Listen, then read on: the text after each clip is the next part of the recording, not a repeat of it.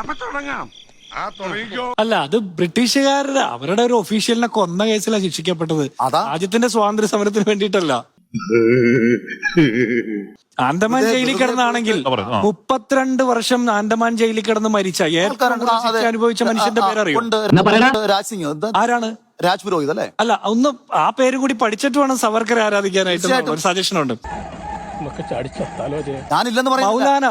മൗലാന അലാവുദ്ദീൻ ഹൈദർ അലി. അദ്ദേഹം അല്ല, താങ്കൾ നേരത്തെ പറഞ്ഞ സ്വാതന്ത്ര്യ സമരം 1857 ഒന്നാം സ്വാതന്ത്ര്യ സമരം മക്ക മസ്ജിദിലെ ഇമാമായിരുന്ന ഇങ്ങനെ പോയാ മിക്കവാറും എന്റെ കയ്യിൽ ഞാൻ തല്ല് വാങ്ങിക്കും. അദ്ദേഹം 500 ആളുകളെ കൂട്ടി സ്വാതന്ത്ര്യ സമരത്തിൽ പങ്കെടുത്ത അദ്ദേഹത്തിന്റെ പേര് സ്മരിക്കാത്ത താങ്കൾ ബ്രിട്ടന് മാപ്പ് കൊടുത്ത് അതിന്റെ അടിമയായ സവർക്കർ ഞങ്ങളുടെ വീരപുരുഷനാകുമ്പോ പോയി തരത്തി പോയി കളിക്കണ. അദ്ദേഹത്തെ നിങ്ങൾ ആക്ഷേപിച്ചാൽ നാളെ മുതൽ അദ്ദേഹത്തിന് വേണ്ടി വാദിക്കാം.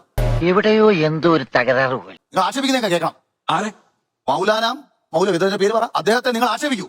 അപ്പൊ ഞാൻ പറയാം, ഞാൻ അദ്ദേഹത്തെ കുറിച്ച് പഠിക്കും. ഇങ്ങനെ തലയ്ക്ക് വല്ല ഓളമുണ്ടോ? ഇത് വല്ല മാനസിക രോഗം എന്തെങ്കിലും?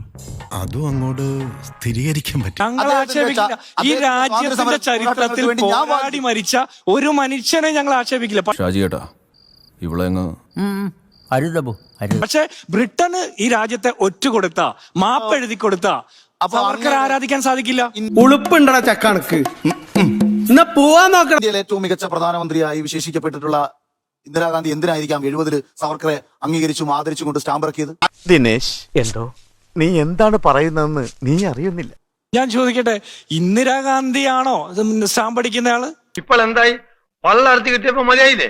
ശരിക്ക് സന്തോഷവും സമാധാനമായി. BJP രാജ്യം ഭരിക്കുന്നുണ്ടല്ലോ. നിങ്ങൾ തന്നെയാ പറഞ്ഞ വർഗീയവാദിയാണെന്ന്. അങ്ങനെ ഒരു രാജ്യം BJP ഭരിക്കുന്ന കാലത്ത് നിങ്ങൾക്ക് എന്തെങ്കിലും തടയാൻ പറ്റുന്നുണ്ടോ? അതോ അത് ഞാൻ എന്റെ നെറ്റിയിൽ എഴുതി വെച്ചിട്ടുണ്ട്, നിന്നെ കൊണ്ട് ഈ പരിപാടി നടക്കൂല. ഇപ്പൊ നാറിയിട്ടേ ഉള്ളൂ. ചെയ്യുന്നതിന് മുമ്പ് സ്ഥലം കാലിയാക്കാൻ.